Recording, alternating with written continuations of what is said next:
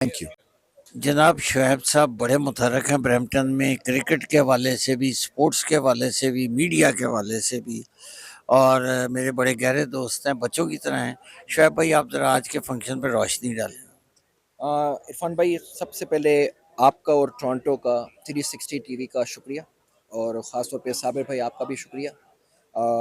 देखें, आज हम आपको पता है कि बोनी आपकी बहुत अच्छी दोस्त भी हैं, थैंक यू और सर। बहुत पुरानी, आपने बहुत ज़्यादा उनकी सपोर्ट करी है।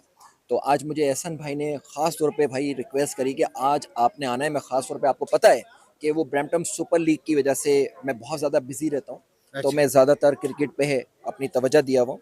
लेकिन एक रिप्रेजेंटेटिव हम लोग कर रहे होते हैं क्रिकेट पे, लेकिन ख़ास तौर पे कम्युनिटी का मसला जहाँ पर भी होता है वो वहाँ पे मैं खड़ा हुआ इरफान भाई। जब जहाँ आप बोलेंगे वहाँ पे मेरे हाजिर हूँगा। और आपको पता है वार्ड 9 और 10 से मैंने इलेक्शन भी लड़ा है रीजनल काउंसिलर से। मोर देन 1800 वोट से हमें हमारे पास हैं।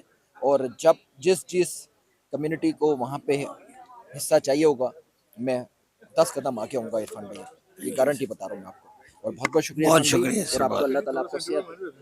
Thank you. ठीक है ना।